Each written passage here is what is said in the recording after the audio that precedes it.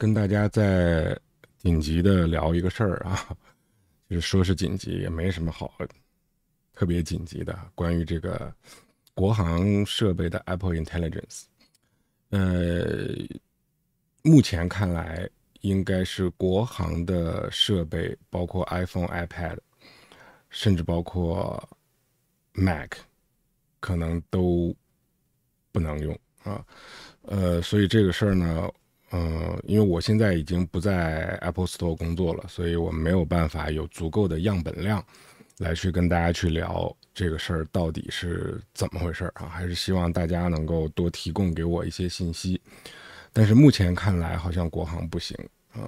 大家知道我的节目当中也一直在关注国行的 Apple Intelligence 的可行性的问题。最早聊过一期 iPhone 16还要不要买国行的话题啊，然后后来呢，根据这一次一次的发布会，说是年底支持更多的英文国家，明年支持中文，啊，没有说支持中国。然后呢，就是从这个beta 版的系统去介绍 Apple Intelligence 的条件看来呢，它并没有限制说中国大陆的版本行不行，而只是说你要选择合适的这个国家跟地区和合适的语言就可以。但是目前看来好像没有这么单纯。因为我有一个国行的 M2芯片的 iPad Pro，我的手机呢是海外的版本，所以其实各种 Apple Intelligence 的功能，我是优先在手机上装测试版去使用。虽然我有2个 iPhone，但是另外一个是 iPhone 14，它先天不具备 Apple Intelligence 的硬件条件，所以就没办法给大家测试。所以其实现在在我的手上可触及的范围内，我是没有国行的 iPhone 跟大家做这种测试的。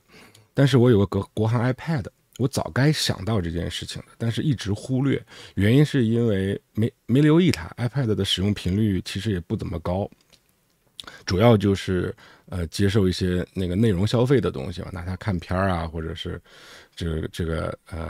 读书啊，或者是后面当个展板什么的。所以就是它不能用呢，我就没在意。关键是因为我有个手机是能用的嘛。然后今天刚刚又推了18.2的一个第2个 beta 版本，还是第3个？第2个啊，这个不重要哈。那我就顺便给我提了个醒，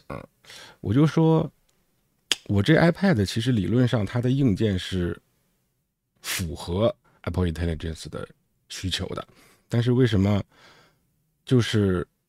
用不了呢？一直都没用成。从这个 iOS 18.1开始，我这 iPad 就一直没有享受过这个东西，只是我一直忽略了。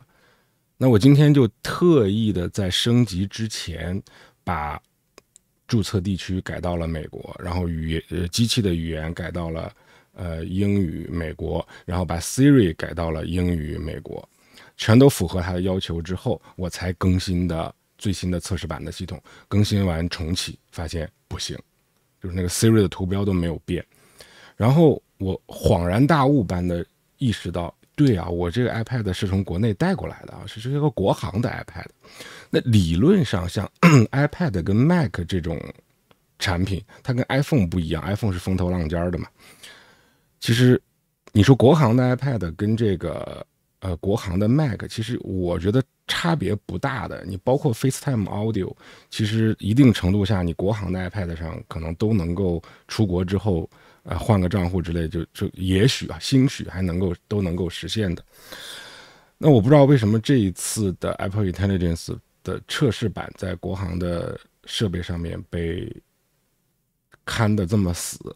然后我马上在我频道里面发个帖，就求证一下，看看大家拥有国行设备的是不是有同样的问题。然后很快就有一位观众在下面回复了，确实是这样，因为国行的设备都不行。那我就紧急的做了这期节目啊。如果各位有国行的 iPhone 15 Pro 以上的版本，并且升级到了18.1以后的这个测试版，可以跟我透露一下，如果您的手机把它设置成这个中国大陆，不是设置成这个美国英文，全英文界面，它是不是能够打开 Apple Intelligence？这个因为我没有那么大样本量，没办法，只能求助于大家啊。但是以目前的情况看来，好像是真的不行，这个有点类似于硬件锁了。虽然这个别再杠了，好吧，就是想杠的各位别再杠了，就是一提到这就跟我去纠结这个是硬件，那个不是硬件。原来我在讲这个FaceTime 音频的时候，就有人嘲笑般的说什么 FaceTime 音频属于硬件，你懂不懂？就类似于这种，就是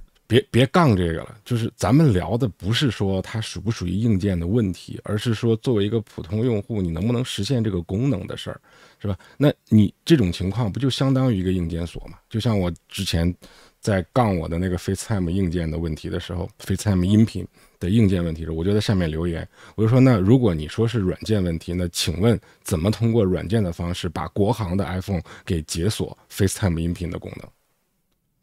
他后面没吭声，或者可能只留了一个，也许需要越狱吧，也许需要越狱。在我看来，可能连越狱都不一定能够实现。那你这种，我承认它有可能是通过软件来锁的，但是锁到这种程度，甚至通过越狱才能够实现，这个有意义吗？再去聊硬件锁还是软件锁有意义吗？这就没有意义啊！对于爱好者都没有意义，对于普通人更加的没有意义啊！所以我们就把它现在理解成一个硬件锁，把国行的这个 Apple Intelligence 现在是全部都锁住了，就甭管你怎么设置，都是不让你用的。那我觉得这个还是挺惨的。这也没办法，出于我的这个眼界的限制啊，我在聊国行 Apple Intelligence 的实现的问题的时候，也是一波三折。刚一开始比较乐观，后来马上变得悲观，然后后来又变得比较乐观，现在又变得比较悲观。没办法，还是心系国内的用户嘛，毕竟是简体中文的节目。所以本期节目呢，一方面是跟大家通报一下我最新的这一个又滞后又愚蠢又迟钝的发现，是我愚蠢啊，我滞后，我愚蠢，我迟钝，我刚刚发现这样的一个问题，通报给大家一下。再一个呢，也呼吁大家，如果各位在国内或者是您在国外，然后你手头上有这个国行的设备，而且也符合 Apple Intelligence 的硬件要求，而且你也升级到了这个 18.2 的测试版，或者是你在使用 18.1 的正式版，总之这3个条件全满足的情况下，能不能在我的节目下方留言回复一下，你能不能这个国行的设备能不能使用 Apple Intelligence 啊？就是把国行的系统全部调成英文美国，能不能使用 Apple Intelligence 啊？这个只能靠大家集思广益了啊。那起码目前看来是不能嘛。那我要马上的这个就是把之前特别是视频留言下面我回复的一些信息往外收一收啊。有蛮多的用户问我说 Mac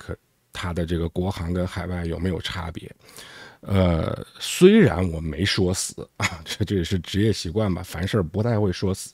但是呢，基本上给这个读者或者观众听众的信息就是没有太大的差别，我也确实是这么认为的，直到现在是这么认为的。但是由于现在人在国外，其实买到国行的设备还挺难的啊，也没必要。所以说国行的呢，还是希望大家如果有条件的给一个信息。国行的 Mac 能不能用？因为现在不管是 Mac 还是 iPad 还是 iPhone，都出了正式版，因为 18.1 出了嘛啊 ，Mac 上的应该是 15.1 吧，就是已经出了版本号 ，Mac 上的版本号我记得不太准啊。总之就是你就算不升级测试版，你更新到最新的操作系统，当你的硬件具备的情况下，你是应该可以使用 Apple Intelligence 的。你唯一的一个设置上的改变，就是要把整个系统调成英文美国，你别用中文界面，那肯定是不行的啊。调到英文美国，看看它能不能出来。如果国行调到能出来了，甭管你是 iPad 还是 Mac 还是 iPhone， 都可以在下面咱们说一下啊。就是请大家一起群策群力吧，帮个忙啊，各位给我帮个忙，也给我的听众帮个忙。我们来看一看，现在这个正式版推出了之后，国行的机器能不能用？因为现在海外的机器，是能用的。起码我这边的加拿大版，还有其他的一些都是美版的，这个肯定也是能用的，这个都是确定能用的。如果您手头上有欧洲版，还有欧版，对，因为在这个软件更新里面说了，欧洲也不能用。欧洲和中国它是单独提出来的，所以有欧洲版的观众也可以提供一下你那边的信息。那包括有日版的、韩版的这种亚洲版本，亚洲除了中国大陆以外的其他版本，包括台湾版，甚至港版的，你们升级到 iOS 18.1以上，硬件符合的情况下，把界面调成英文，能不能体验 Apple Intelligence？ 这个也是我特别想知道的一个信息啊。所以今天这个视频3个目的，第一个跟大家通报一下我的愚蠢啊，第二个呢是这个赶紧往回找吧一下，因为之前说的那些什么买 Mac 买 iPad 好像国行和海外没啥差别，这个事儿呢我又有点不确定了啊，所以靠谱的话呢还是直接想用啊，想体验新功能还是买海外更靠谱一点，这个是永恒不变的真理啊。然后第三个呢，就是请求各位能够大家一起集思广益啊，帮我也帮我的观众，咱们这个把自己的机器的